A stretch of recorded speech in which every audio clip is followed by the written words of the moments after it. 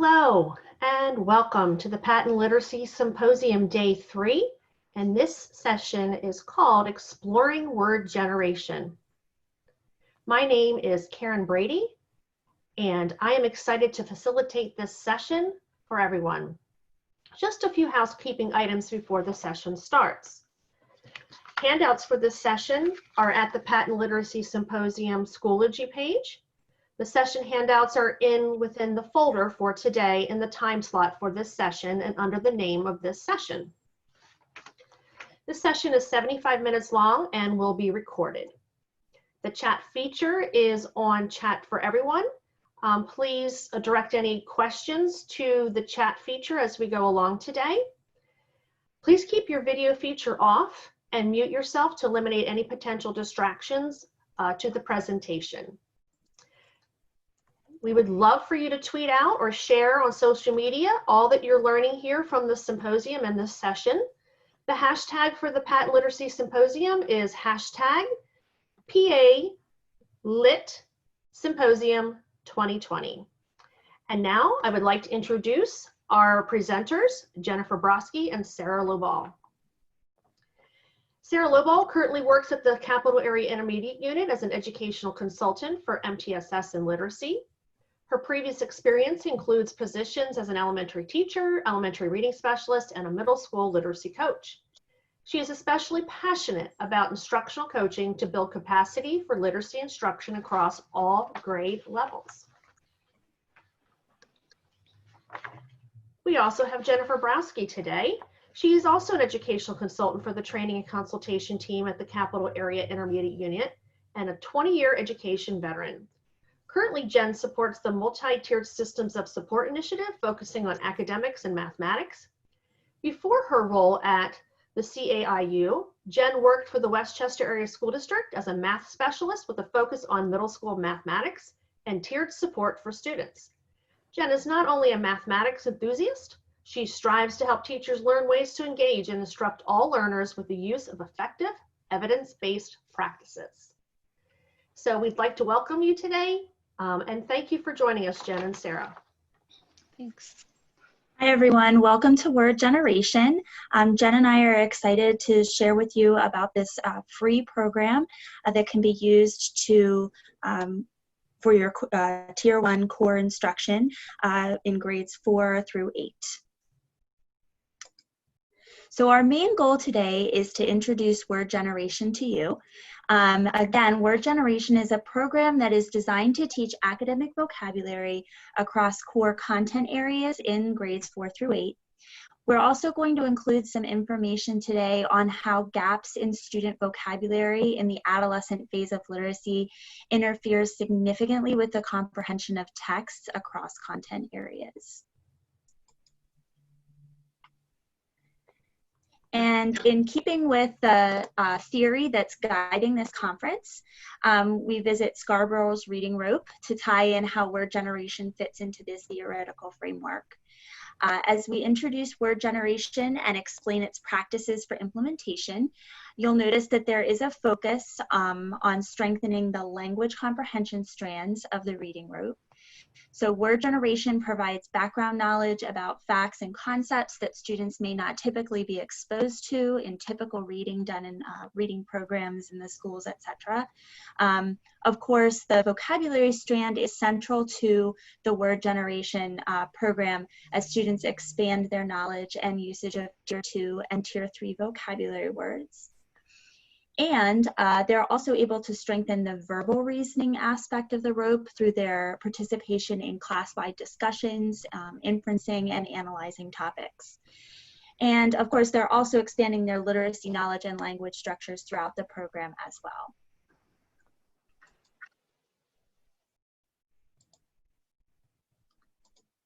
So to begin, we're going to ask you to respond to a short anticipation guide through a Google form. So if you're having your screen currently filling, if the Zoom screen is currently filling your screen, you'll want to scroll kind of up to the top and hover towards the top, and you'll be able to exit the full screen view so that you can also pull up this bit.ly that contains the little anticipation guide pre-test that you can complete. So please enter this bit.ly into your web address bar and complete the questions on the Google form, and then press submit. And we will be completing this form again at the end of the webinar to reflect on our learning and update our understanding. So we'll give you a little bit of time to do that.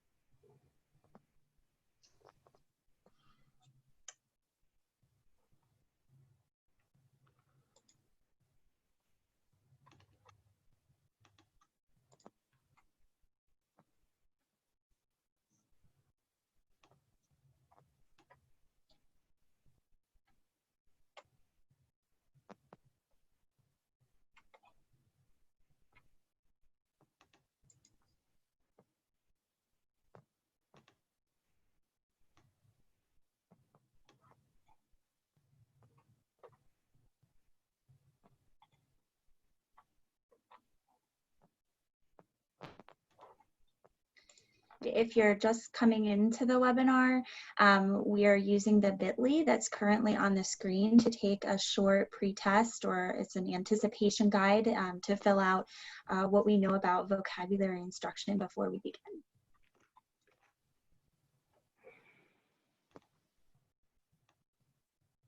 For those of you who are already finished with your anticipation guide, if you look at the beginning, and please notice that we have a bit.ly here, WordGen CAIU, all capitalized. If you go to that bit.ly, our entire presentation is there, and it includes all of the interactive components that you're going to need for this seminar today. So I would encourage you to pull that up as well, so you can use the interactive features.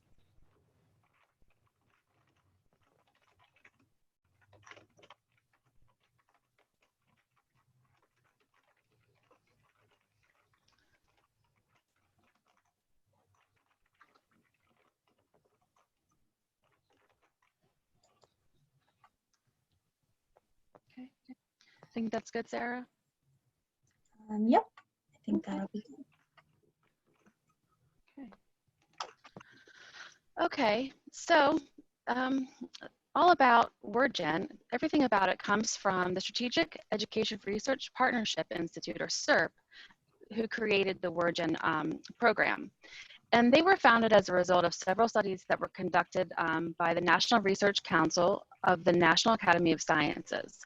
And motivating these studies that they did conduct this driving question was, why has scientific research had so profound an influence on practice in fields such as medicine and agriculture, and so little influence on practice in education? So understanding that education doesn't have the equivalent of a teaching hospital for learning medicine or agricultural extension stations, the NRC recommended that they would establish an independent organization with a mission to create field sites and long-term partnerships with school districts where problems of practice would be the focus. So in 2003, SERP was created, and their mission is to bridge the worlds of education, research, practice, and design. And central to all of SERP's work is a commitment to equity, collaboration, and agency of teachers and students. The organization works regularly with superintendents, directors of literacy, and administrators. And more importantly, SERP works with the practitioners who contribute to the development of tools, resources, and materials that are in these field test schools. So through all of their research, they first partnered with Boston Public Schools, and they focused a lot on the middle school literacy across content. Over the time, this partnership generated some reading assessments and literacy programs, adolescent reading interventions, and other instruments for assessing school protocol and school coherence. What they did find was that in middle schools, vocabulary instruction was less robust, and it really fell on the shoulders and the responsibility of the ELA teacher. There was strong dependence on word lists, a lot of memorization, and a lot of focus on tier 3 or content-specific vocabulary, and the text that they were using really did not engage the adolescent learner. So SERP had a response to this, and they decided to design a program for middle school students that was going to use high-frequency academic words in various contexts across content areas. And they were looking for this to promote discussion across the content and actually really focus on a collaborative effort between all teachers in the building. So although word generation is for students in 4 through 8, adolescent literacy typically refers to students in grades 4 through 12. But there are a lot of challenges during this time in regards to students reading, writing, speaking, and listening. And so you can see some of these challenges here on the slide. Engagement and motivation changes in the adolescent grades and middle schools for a variety of reasons. Language demands of secondary text increase. So as students move towards the middle school, they get more textbooks, content-specific texts, and the language demands and the technical language of those texts increase as well. The complexity of academic vocabulary increases as students move up in grade levels. Instruction tends to focus mostly on discipline-specific vocabulary, as Jen had mentioned that SERP found in their studies. So as students move towards more specific science and classes specific to social studies and classes specific to math, the instruction tends to focus more on the tier 3 vocabulary associated with that content area. Typically, we want instruction to focus on both those tier 2 and tier 3 vocabulary words. So it's not that tier 3 vocabulary words aren't important and shouldn't be learned, but also that tier 2 are very important because they are used across a variety of contents and contexts. So a significant part of the achievement gap is the vocabulary gap, which is true for both native English speakers and English language learners. Many studies have shown that, having a vocabulary gap or a gap in your vocabulary knowledge really does contribute to your comprehension of text, and of course then leads to difficulties in achievement. English language development is a misnomer for many English language learners with little emphasis on building oral language proficiency. So this is a program that is also going to benefit our English language learners as well. So within the word generation curriculum, there is a focus on, as we said, academic language and vocabulary, so specifically tier 2 vocabulary. In 2002, Isabel Beck and Margaret McCune and Linda Kukin asserted the tiers of vocabulary in their book. Many of you may be familiar with this model, and I know William Van Cleve just shared it yesterday in his session on morphology, if you watched that session. The idea of this model, just to briefly review, is that there are different tiers of vocabulary that students will learn. Tier 1 words are typically words that are well known, and they're used in everyday speaking and everyday listening. Tier 2 words include words that frequently appear in text, but not really in everyday language. So they're words that we read a lot, but we don't necessarily use when we're talking every day. However, since they are frequently used in text, it's important for students to understand their meanings and how they're used.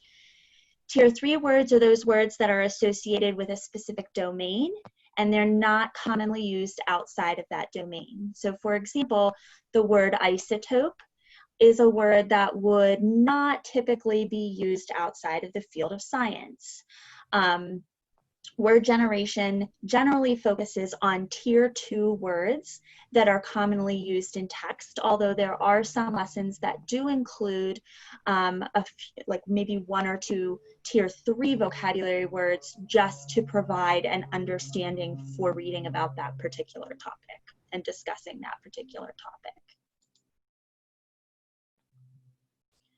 So vocabulary is one aspect, as we talked about before, that leads to poor comprehension. But there are other aspects that lead to poor comprehension that are addressed within the word generation program as well. So another cause of poor comprehension is a lack of background knowledge and a lack of those language skills. So word generation works to address the lack of background knowledge through various readings, opportunities to write and speak and listen through class-wide discussions on a variety of current topics being discussed in society today. So it really builds some background knowledge in some current events and current topics that are being discussed. Since many students at the adolescent level also may be challenged by tier 2 academic language, word generation provides opportunities for instruction and use of these words across various content areas and contexts. So it really helps students build their understanding of the words. Adolescent learners also tend to struggle with multiple meaning words, especially as their vocabulary begins to grow. They may struggle with morphological awareness and generally weak decoding skills.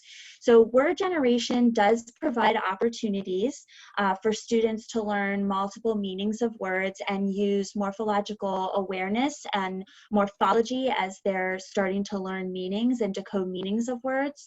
And although this program does not address the instruction of decoding skills explicitly, there are definitely opportunities within the program for reinforcing that instruction that might be occurring at another time and applying that instruction to their work in word generation. So students with weak decoding skills, as we've been discussing a lot during our conference, that may otherwise struggle to engage in reading activities, may find that they're able to participate in word generation and become really engaged with the word generation topics, which is really helpful to developing those language pieces that are so important to that end goal of reading comprehension.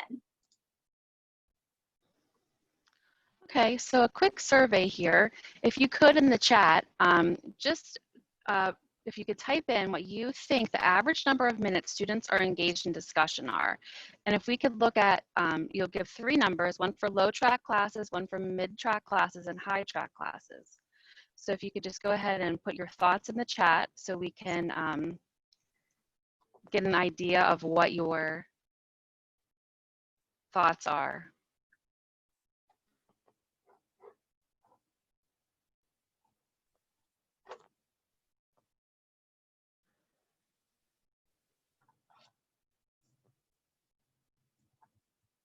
Okay, and I'm seeing 7 minutes, 12 minutes, 12 minutes, low, 5, 12, 20,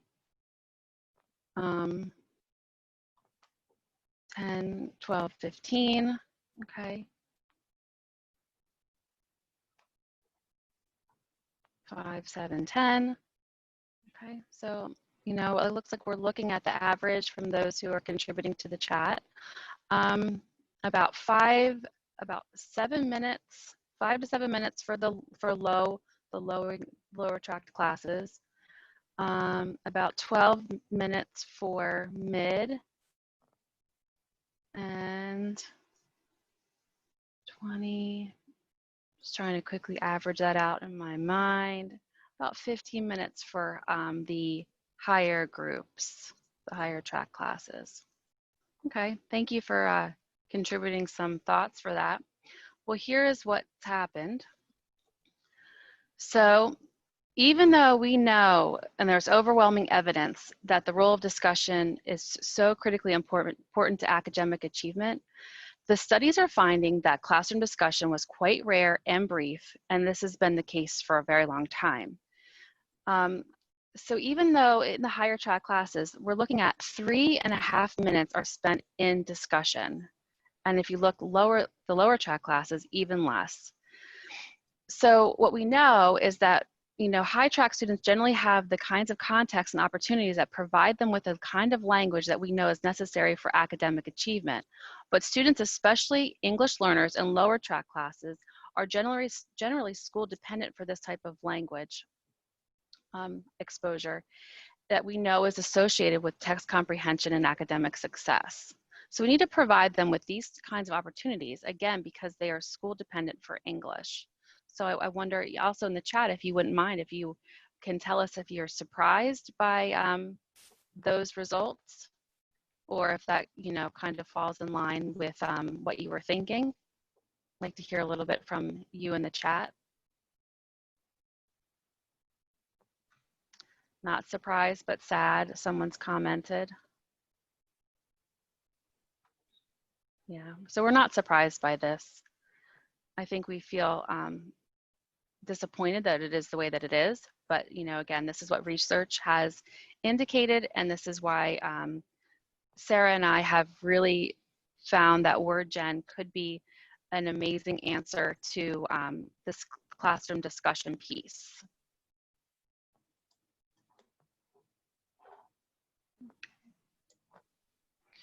So just another piece of information. So this study showed that the amount of time engaged in discussion in these classrooms was the strongest predictor of academic scores in 16 middle and high schools. They replicated the study in 2003. They found the same impact of discussion-based approaches. And this time they used 20 middle and high schools, finding the predictive achievement score as well as improvements in writing was vastly improved with discussion. So we know that discussion-based approaches does have a direct correlation to achievement scores. So WordGen gives us an opportunity to really address that. And in addition to discussion skills and their importance in engagement and developing student language, we also know about some important practices that represent effective vocabulary instruction.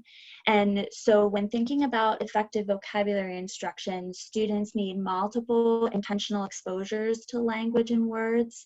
And when using word generation, students receive those multiple exposures to a set of words each week and using the words across courses and content areas. So it really helps with that exposure piece. Students need opportunities to hear and use those high leverage words in varied context, which again is built into the word generation program. Practice using the words in speaking and writing occurs in activities that students participate in during the weekly unit, especially in ELA and social studies. Students participate in a class discussion, as Jen mentioned, as well as an argumentative writing piece that the students use the words they have learned throughout the week in their argumentative writing. And the words are explicitly taught at the start of the week, another important effective vocabulary instructional practice, and various word learning strategies can be utilized throughout the week to support the learning of those words as well. So, when Word Generation or SERP has done some studies on some schools who have used the program in their core instruction, they have found that there is increased student participation. Students reported interest and engagement in many of the topics that are used in the Word Generation program. All students are able to participate in the lessons. There were various reported social emotional benefits from participating in the discussions, learning about the topics. It cultivated a great climate of respect for others and varying opinions by the discussion protocols that you set up in your classroom. Students really learn how to have an academic discussion and learn how to appropriately disagree with somebody or agree with somebody. And students also felt that they had a voice. So they self-reported, feeling more like they had a voice in some of the topics that were being discussed.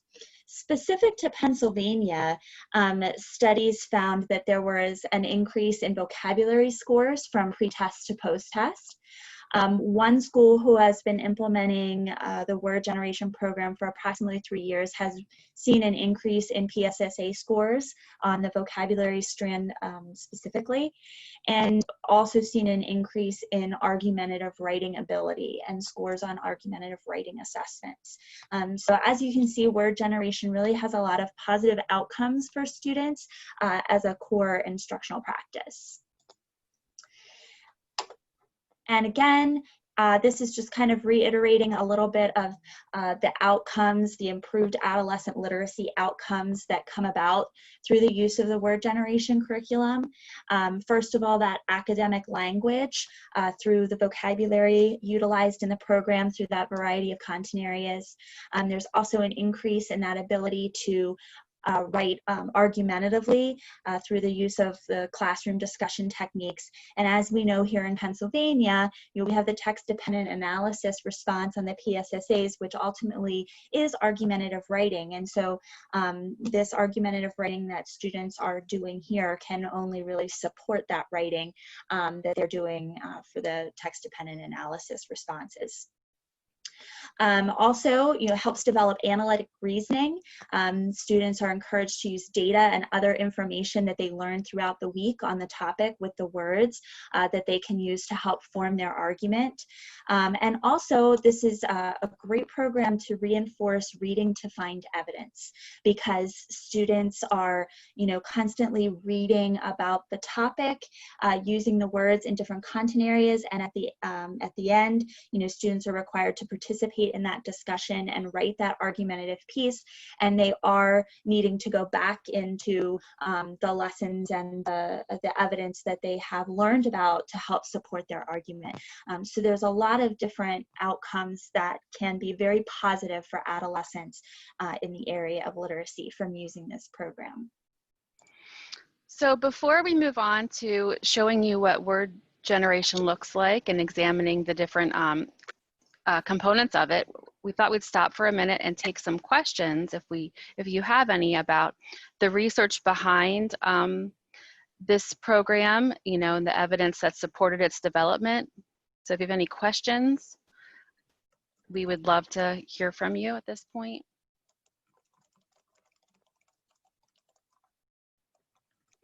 Okay, so please discuss approximate time to use the program per day or week. We are going to get right into that. That's our next section. We're going to explore all the different parts of it. Yes, there are vocabulary lists. Yes, this is a great way to get students involved in discussions. We actually have a team right now, one of our MTSS teams, that is utilizing WordGen, and they are having an amazing time with students, and the student feedback has been greater than we had ever hoped. I also see the approximate amount of time to use the program per day or week.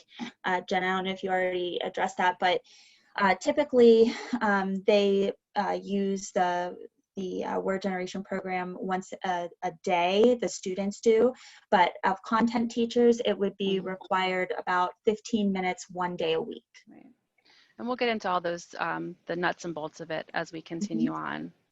And the program does provide the tier 2 lists of vocabulary for each week. And again, you'll see that as we move forward and show you some of the materials and how a week looks in the word generation program. Okay, Natasha is excited, and we are excited too, which is why we asked to present this information. We think it's pretty great. Okay, so, so what is word generation? So we know that it's a research-based vocabulary program. We're using it in upper and middle school schools, students. It's designed to be taught through interdisciplinary teams. That would be language arts, math, science, and social studies. And the goal of this approach is to help build vocabulary and word knowledge in adolescent learners. And at the same time, the program provides an understanding of effective instructional strategies and opportunities for collaboration among teachers. So what's great about WordGen, it not only will provide these different units to use, it actually provides lots of great supports for teachers. And we'll examine those. But I want to point out on this slide, I have a link there for orientation PDF. If you click on that, that's actually the teacher guide, or not the teacher guide, that is the overview, for WordGen, and it kind of gives you the overview of all the components of the program, and we're going to examine them as we go through. WordGen Weekly is what we're going to be focusing on, but we'll also talk a little bit about WordGen Elementary, and there's science generation and social studies generation, which are also two amazing programs to use. So there's lots of a variety here. If you feel that Word Generation Weekly doesn't fit your building, you might be able to use science or social studies as an entry point into SERP's materials. And SERP graciously allowed us to share this. They love when their work is shared out and utilized, especially because they believe so much in it. It's free and it's accessible to anyone. So let's go ahead on. Okay, so just a little bit about WordGen Elementary. So WordGen Elementary has the same underlying research and the same underlying ideas. It looks a little bit different to make it appropriate for students in grades 4 through 5. So WordGen for grades 4 through 5 is comprised of 12 two-week units with 40 to 50-minute lessons on each day. So this is a little different from the middle school version, but it does help to expand students' background knowledge and academic vocabulary while emphasizing those 21st century learning practices such as argumentation, analytic reasoning, perspective taking, reading to find evidence, oral discussion, writing, all of those components, which is really why it makes a great addition to core instruction, because it includes so many pieces. Each unit introduces approximately 5 or 6 high utility academic focus words, and it's designed to offer a variety of texts, a variety of word learning activities, a variety of writing tasks, as we mentioned, and really start to build the foundation of debate and discussion opportunities in the elementary 4th and 5th grade classroom. So each unit begins with a video newscast and a reader's theater that introduces multiple perspectives on a high interest topic. So students read, discuss, debate, and write about each topic using the focus words for that week that they are learning. And these are some of the specific activities that you can see students participate in during Word Generation Elementary during a typical unit. First of all, there's action news. So they're actually kind of introducing the topic covered in the unit through like a newscast type of format. There's interviews where students read the interviews of 2 4th grade reporters. There's discussion and debate opportunities. There's readers' theater opportunities. There are articles that students read, short informational articles that are connected to that topic of the week. There's writing, as we said, where they take a stand on the issue, their own, or they can use the character's stance as well. There's word study, of course, focusing on learning the definitions and focus words explicitly throughout the unit. There's math and science connections, where students can read and solve a math or a science problem that have those focus words in them. And then there's always opportunities for journaling to learn about the lives of others as they face different challenges in the world today. So those are just some of the aspects of the Word Generation Elementary program. And again, we'll show you more of those resources as we continue on, just to give you an overview of what's included in Word Generation Elementary. You can kind of get an idea. So this is Word Generation Weekly, WordGen Weekly, and WordGen Weekly is the grade 6 to 8 version now that we're talking about. And this is a supplementary curricular resource that offers a series of discussable dilemmas that are designed to promote students' academic language and argumentation skills. So each of the 72 brief one-week units is focused around a social or civic dilemma that's designed to be of interest to young adolescents. And we'll see some of those topics as we introduce you to some of these materials moving forward. 15 to 20-minute activities are focused on the week's dilemma, take place in ELA, science, social studies, and math classes. So it's 15 to 20 minutes for one day for each of those contents. So ELA is 15 minutes on Monday, perhaps. Science is 15 minutes on Tuesday. Social studies is 15 to 20 minutes on Wednesday. Math is on Thursday, and then it goes to perhaps back to ELA on Friday. So, and again, we'll discuss that a little bit more in detail coming up. And again, those 5 target academic vocabulary words are incorporated into each of those activities. So students read, discuss, debate, and then write about each topic weekly using the newly taught vocabulary words. So this creates an opportunity for students to really become familiar with current issues and persistent dilemmas, while also acquiring skills prioritized in our Common Core state standards. So it's unique in its cross-disciplinary design, giving teachers in all the different content areas the chance to collaborate on this kind of shared goal of using academic language to articulate their thinking. So most middle schools that are using Word Generation Weekly have all students in grades 6 through 8 working through the same series concurrently. So there's 3 series. Each of those series has the 1-week units, the 72 one-week units. And if all students in the building would be working on the same series concurrently. So this provides opportunities for whole school engagement with the topic and creative reinforcement of the target vocabulary. So for example, principals can reinforce the vocabulary by using it in the announcements, or some schools have created some field trips or virtual field trips or other activities as a result of the engagement with the WordGen topics. So teachers report that, you know, again, this is a very engaging way to incorporate student learning into issues that impact our society today. Some teachers and buildings also communicate with parents about word generation topics and vocabulary, so the parents can make that connection at home with their children and use the words themselves to kind of help reinforce that learning. So Jen's going to tell you a little bit about a sample word generation week and what that might look like. Okay, so when we look at this graphic here, again, we're going to look at the different pieces that make up a word generation week.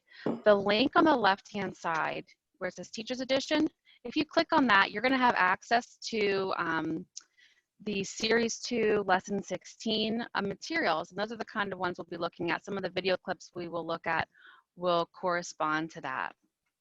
So word generation presents teachers with a common language for discussing literacy and comprehension strategies across the curriculum. Most of the target words are drawn from the academic word list. These words are particularly useful across domains. The topics, again, are relevant and engaging to middle school students. The 3 series, or the 3 years of materials, each series has 24 one-week units. And the units can occur in any order. Some of our teams have actually reorganized the order of the units to match what's going on in social studies or social studies class. Again, they focus on the social or civil dilemma. There are 5 connected 15 to 20 minute activities across the across the interdisciplinary team. And there are the 5 academic words that are focused or emphasized on each week. And again, it's aligned to Common Core state standards. So if you click on this link, it'll take you to the teacher materials. And you'll see as we look through the teacher materials here, just very briefly, it starts with, this is what the article is that they read. The teacher materials provide prompts or questions for classroom discussion. They go through each of the days, gives obviously the answers for things, and a little bit more of prompting on how to answer questions depending on which content area is the one administering the WordGen that day.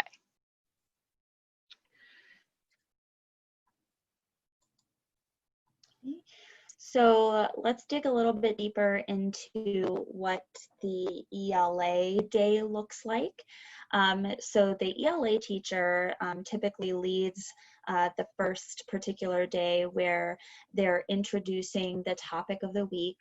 They're providing students the opportunity to discuss their perspectives with partners.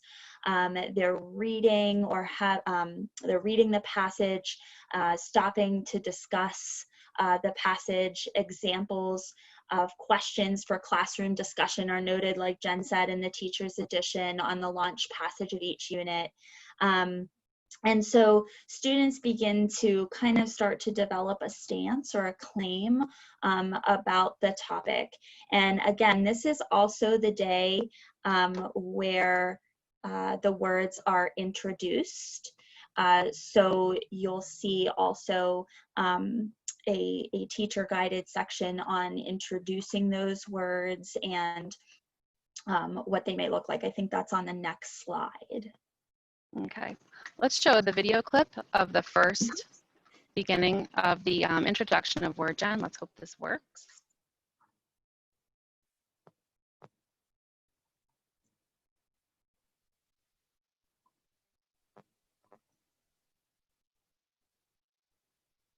A moment.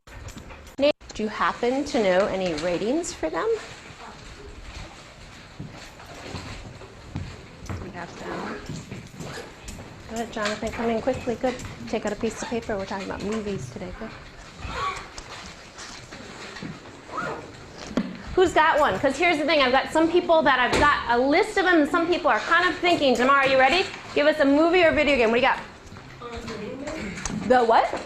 The Roommate. Thank you. Jimmy, what do you got? Pokemon. Sure. Thank you. Lamar. Problem Child. Problem Child. Good. Rory. I'm not going to repeat that one. Roman. Oh, sorry, Roman. Can you help me? That was a bad toss. What do you got? Call of Duty Black Ops. Call of Duty Black Ops. Yeah. Good. Thank you. 2 more. Carlene. Big Mom, Son, and Daughter. Raheem. Shh. Give him a chance. Scarface. Scarface. Aha. So here's the thing. Actually, I think, does Miss Fierce have 1 or 2 you guys have mentioned? How many of you have heard of Nightmare on Elm Street? Right? Do you know what it's rated? Raise your hand if you can tell me. Do you know that there's a rating for it? Alejo, what do you know about it? It is rated R, right? So how many of you in here, I'm curious, how many of you in here have seen Nightmare on Elm Street already? Okay, good. Now, here's my next question. Shake your head. Did you know it was rated R when you saw it? Just shake your head, I'm just curious, don't say anything. How many of you have heard it? And it's hard because I've got some dark ones. How many of you have seen any of the Twilight movies? Okay. So this Twilight movie is rated what? Raise your hand and tell me what rating is it, Aaliyah? So this one's PG-13. Good, have a seat quickly. So these are a couple movies. Here's my question. I'm curious to know if you've seen these movies. I'm also curious to know, Alejo, if maybe you knew about the ratings before you see them. This week we're going to be looking at a question about ratings. Here's what I want to know. Open your word generation booklet. What's our question for this week? I need a reader. Nathan, can you tell us what page we're on? What page are you on? What page is the question? Oh, see if we can find the page. Should look something like this, right? What's the question? Mix, what's the question for this week? Okay, so today, and actually all throughout this week, we're going to talk about violence and media. And we're going to determine whether or not we think rating systems are necessary for movies and for videos, right? So we just talked about movies. I know how many of you in here play video games? How many of you like to play video games, right? And I think even Roman mentioned the video game that I've got listed on here. How many of you know Call of Duty? Right? Some of you have heard of it. How many of you have heard of Grand Theft Auto? Right? Okay, so these are movies, these are video games you guys have actually heard of, right? So, listen carefully, Francisco. Try again, Francisco. We are going to talk about media, particularly movies and video games today. Before we can do that, we need to look at our 5 words. So do me a favor, look in your word generation booklet.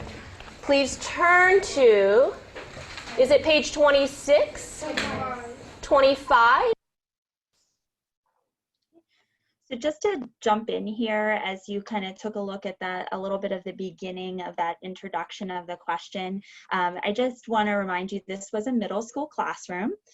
So the topics for elementary WordGen, of course, are going to be a little bit different and more age appropriate. However, keep in mind that many of the topics used by Word Generation Weekly can be highly controversial depending on your school community. So it's really important to establish discussion norms to hold students accountable for being as respectful and equitable and holding productive discussions. And some of those resources for establishing those discussions and establishing norms for your classroom for discussions are available on the WordGen website, and so we'll show you where to access some of those. But it's also something that you may want to go through as a staff prior to implementing the program, and just determine if there's any topics that you feel, maybe a little too controversial again for your school community. Okay, so moving on. Again, the second part of ELA on the first day includes using and explicitly teaching those focus words that are in the article that students are reading about this topic. So we're going to show you, again, a quick little video clip of what that could look like in an ELA classroom on the first day. And here's a little example that Jen has up of the teaching of those words for the day. And additionally, the materials for vocabulary instruction, as I had referenced before, the supports that are built in for teachers. This is just one example of talking about debunking some of the vocabulary myths. And you can see there's different pieces of information. This is really important, I think, to share with the faculty, especially for teachers who aren't ELA focused, and it really would helps with the buy-in and understanding of the program. Also, resources for this vocabulary piece. This is what the vocabulary cards look like that come with this unit, with this hot topic that you can print. Again, the materials, the question came up in the chat. The materials are completely free unless you buy the pre-created or the pre-printed materials. You can get them, everything's downloadable in PDF form for you to be able to print and create whatever type of system you would want. In order to do that. Okay, so that was the ELA 2 days. Let's look at the math piece of this. So the math part is usually done by the math teacher, again, with reviewing the focus words. There's you would ask the students to think about and explain how the focus words could be used in mathematics. Let me open up that document really quickly so you can see. Okay. So they would read and solve the math problems, and the math problems relate to the weekly topic. Option 1 is usually very simple, the simple operation. Option 2 can be more complex. It's an open-ended question and a little bit more challenging for students. It might be helpful to put students into pairs or into groups to encourage the discussion about the math topic or the math problem.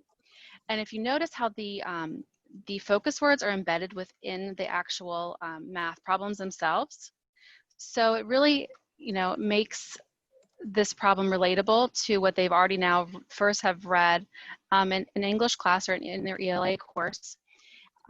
What I would say about these problems, being, again, with a math background myself, I would make sure everyone does both problems, and that could look in a variety of ways. But what's really important, especially as we, face these different pieces, similar questions in PSSA and open-ended and constructive response questions, this is a really great way to set the stage for your problem-solving protocol that you would have, and I hope that you would have. How do we tackle these types of problems? Also, there's discussion questions here at the end, again, to extend the conversation. These lessons in math, 15 to 20 minutes in length. Sometimes the class discussion goes over and you might have to literally put a timer on to prevent this, impacting the content that you want to deliver that day. So it's really important, though, that the math teachers understand that they should encourage the students to use these focus words within their writing and their explanation of their math problems.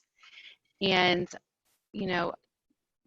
by having the math teacher follow the ELA teacher, it really helps to get the students saying the words, get them to understand that, this is something that they're going to see all week long.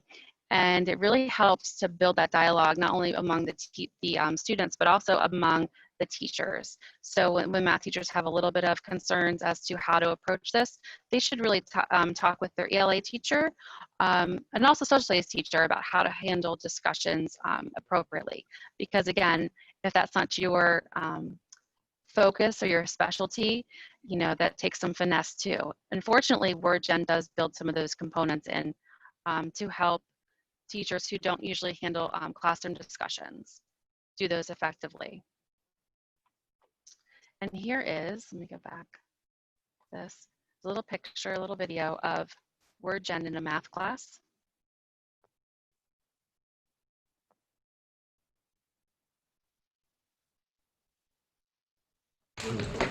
Just so right. All right, so as we begin, let's kind of remind ourselves, Rachel, what have we been talking about this week in word generation? What's the topic been about? About movies. About movies. What about movies? It's ratings. It's ratings. So we're learning about movies and their ratings. So if we look at the top here, it says violence and media. Are rating systems necessary? So our problem of the week is going to also have to do with movies. What we're going to do first is read through this background information here, and then we'll look at our problem of the week. So in order to read through this background information, what I'm going to do is I'm going to call on somebody to read a sentence at a time. But if you're called on to read, what I want you to do is I want you to read the bold words and then stop after a bold word. And then as a class, we're going to come up with a synonym or another word that means the same thing as our word generation word of the week. That'll help us kind of learn the meanings a little bit better. Okay? So one more time, I'll explain that. You're going to read the sentence, but just pause after you've read a bold word. Okay? All right. Let's start off with the first sentence. Daisy, can you read that to us? Instead of banning adults. Wait. I'm going to stop at banning. What does banning mean? What's another word for banning? Stop. Not allowed. Stopping instead of not allowing, instead of what else, Nassim? Forbidden. Instead of forbidding. Okay, so instead of forbidding, go ahead.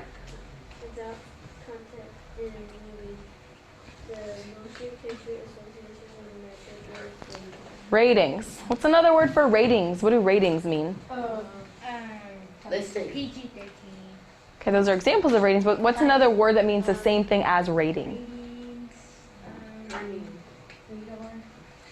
Ratings. Think back to your definitions. Different levels. Okay, so it's kind of a way of leveling, or what is it? A different class, so classifying. Okay, so gives a classification or a level. Continue on. To let viewers know what Occurs. What's another word that means the same as occurs? Happen. Happens. Okay, so what happens in a movie? Okay, thank you, Daisy. Let's move to our next sentence, and can I please have Daniel read that for us, starting with the... All right, and we're going to stop at interactions. What's another word for interactions? Interactions, what does that mean? Conversation. Maybe conversations. What else? Have social connection. Connection, social connection, or contact. So you can see that little, just a little bit of an introduction on how that would begin, how that would take place in a math class. So let's look at science now.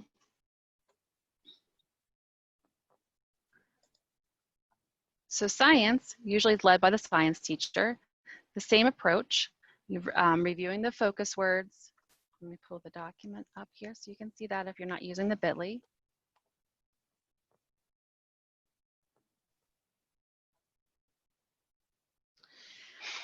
So they read and discuss the Think Scientifically passage. They allow students time to interpret the data and draw some conclusions. You would facilitate a classroom discussion using the discussion question at the end of the lesson. So at the end of the lesson, this is how the science teacher would be facilitating the conversation. It's really important to ask students to think about and explain how the focus words can be used in a science classroom. Again, students may want to work in pairs or in groups, and that will encourage discussion about the lesson. The lesson itself, again, should be about 15 to 20 minutes long, but class discussions can make things go longer. So teachers might want to, set some norms and instructional procedures and routines to help streamline how this occurs in the classroom. Teachers should also encourage students to make connections between the weekly topic and the data that they see in the science experiment. That's the science experiment data. Again, the focus words are embedded within the context, and we have hypothetical scenarios with data tables and charts, and they're really going to provide some insight. They're going to do a little bit of interpreting the data and drawing conclusions. So again, each of the scientific pieces, the data and everything will correspond to that topic, the question and topic for the week.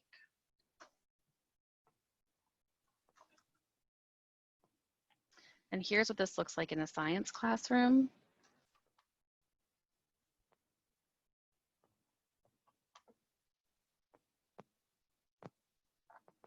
Questions? Remember, as we've talked in science, use the data when you answer that second question. Use the data to prove your answer. Okay? Go.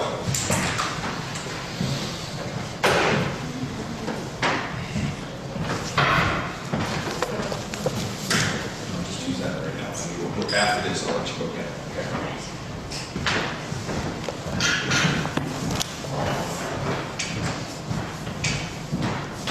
Don't worry about Mr. Adolescent. He's just saying you guys are right. When we're done with this.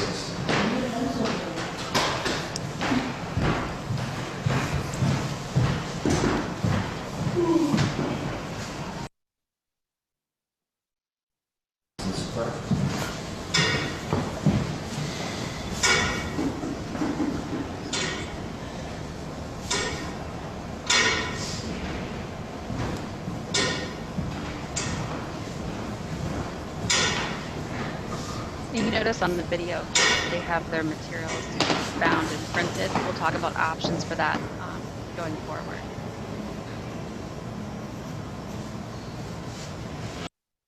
And give us about another 2-minute extension. We're just right in the middle of writing your evidence.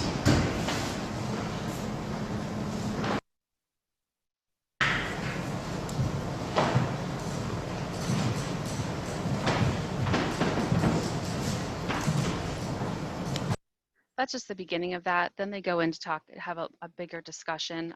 He allows the students to have some time to problem solve themselves, and then they come back as a group. So that's the science day. Again, 15 to 20 minutes for science.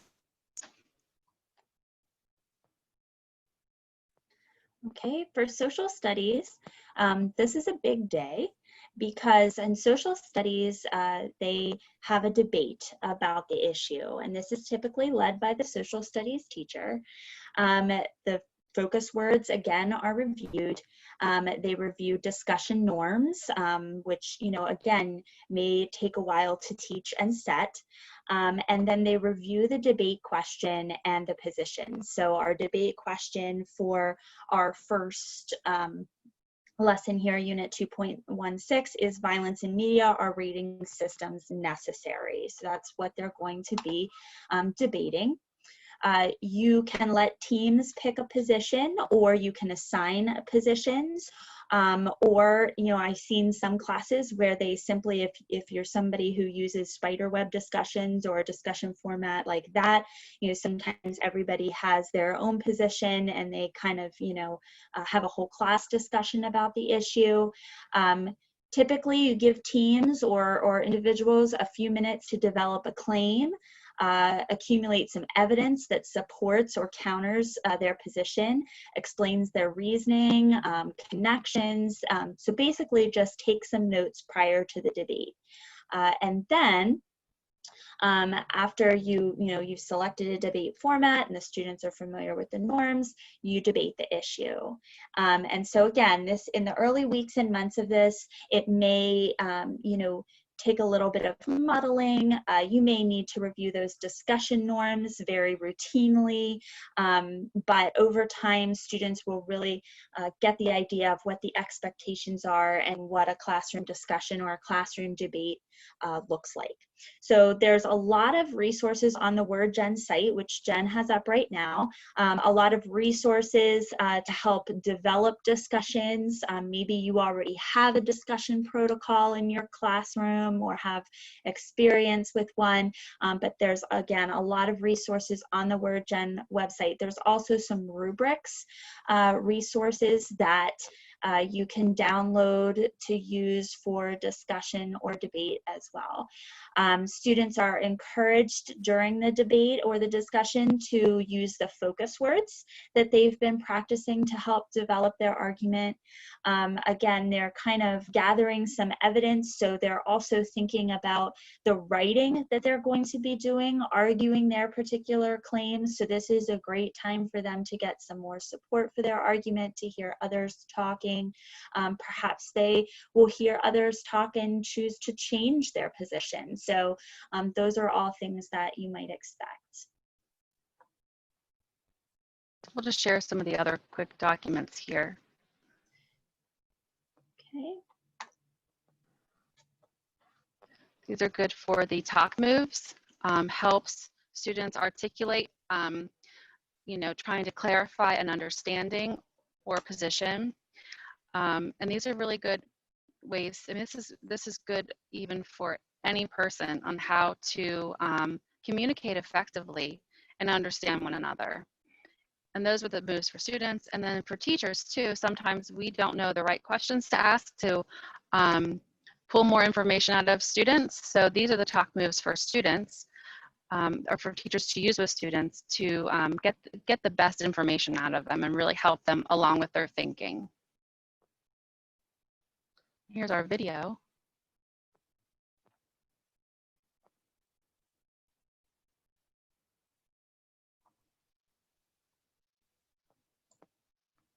Go to it, you're on. Alright, so I think it should be prevented from assisting suicide because it's in extreme circumstances, if a person was just about to die, then I'll understand. But if it's not in that way, then the person should die naturally and not by the doctor assisting them. To die, it's basically the doctor's being a murderer. Well, I think they should allow doctor to suicide because, like, if the person is in coma or something, I think they should write a paper, sign a paper that says, I can die or something like that. Yeah, like Because a release form. I think Yeah. the family Like that. does that. Like they it's called pulling the plug, I think. No, it's it's not like pulling a off. release- it's like So you can That- see, oh, go ahead, Sarah.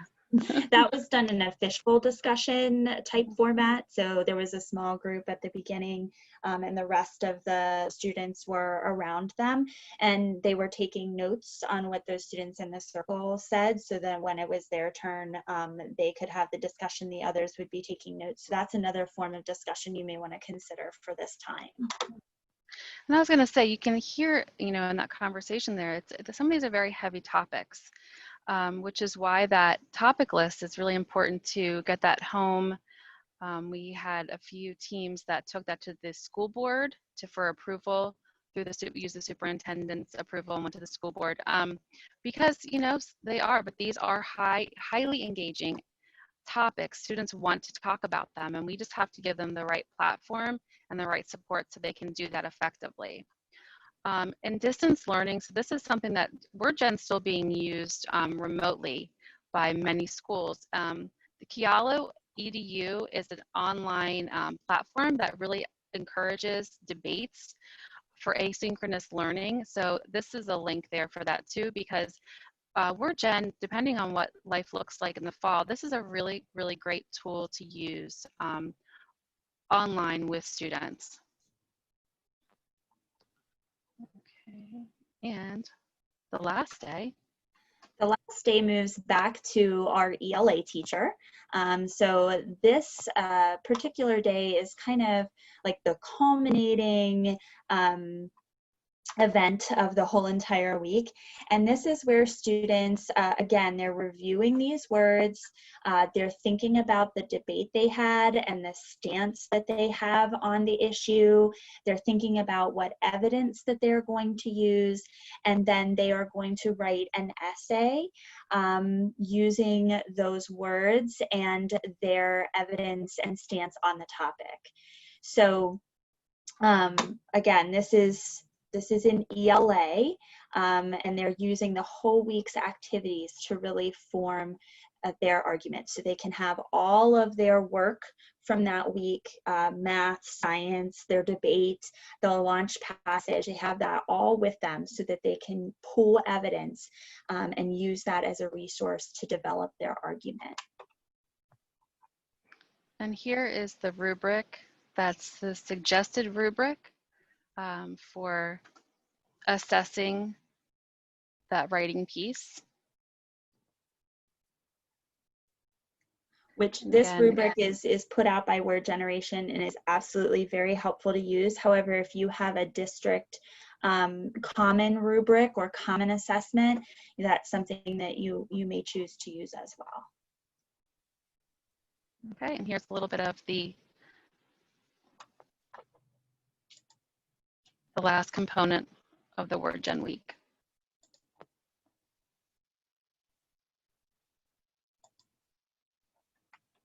If it works.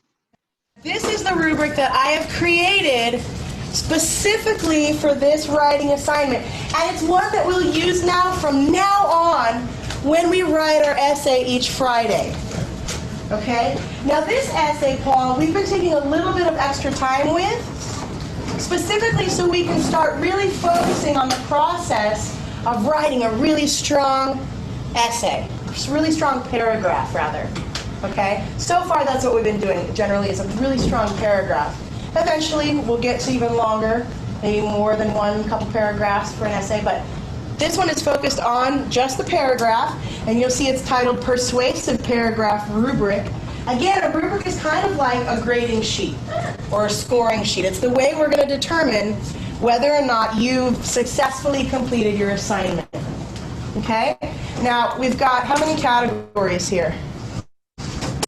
So for the sake of time, again, these video clips are linked into this presentation, so you can watch them in their entirety if you have, if you choose to do so.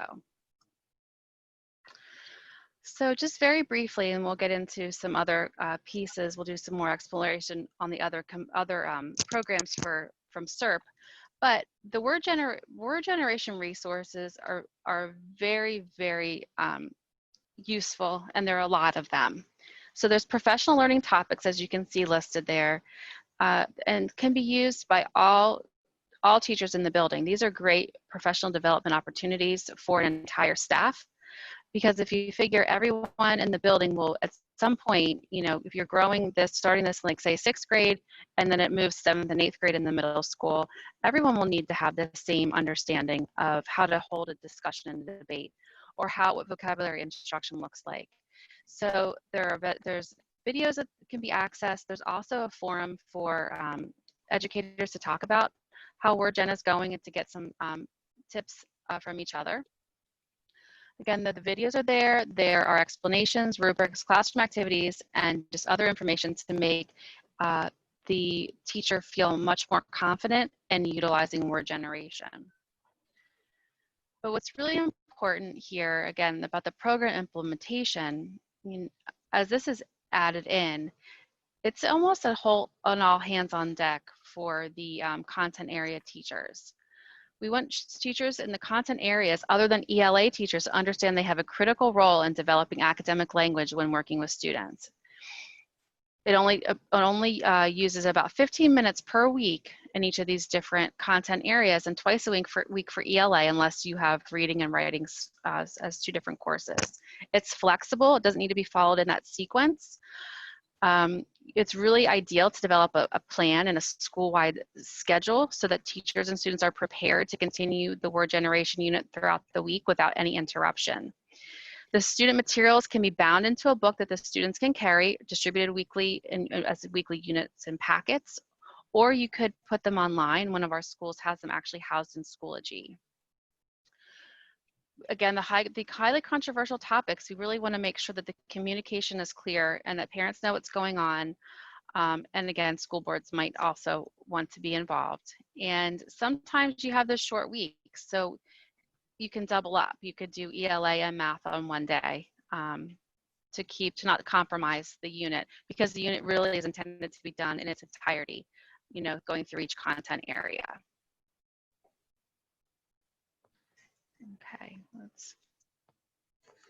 Okay, so we don't have enough time to really wait and do the post test, but please feel free to enter that bit.ly and do the post test at your convenience.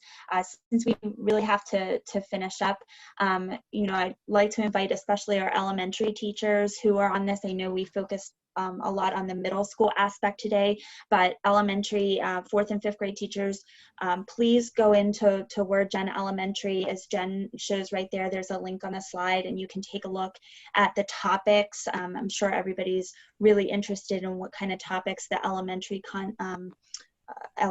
topics focus on, so you can take a look at that as well.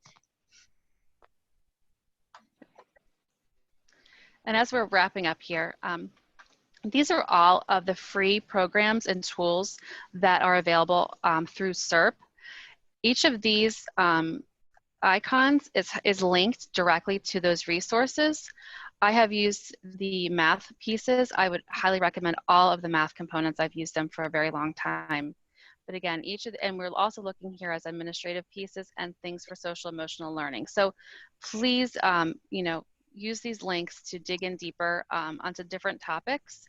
And we thank you so much for spending this time with us. We hope that you found some things of interest within WordGen. Karen, do we have any time for a couple of questions if they want to put them in the chat? Actually, we have to get this started at 11, but if you would provide your email addresses that they could put those questions directly to you, or another way that they can do those questions? Yes, directly to our email. Okay. Would be great. All right. Well, I want to thank you both, Jennifer Brosky and Sarah Lowball, today, and for all of those who attended this session. The session was recorded and will be available on the Patent YouTube channel in the future. The Patent Literacy team will also be creating supports aligned to these presentations at the symposium to maximize learning for families and educators.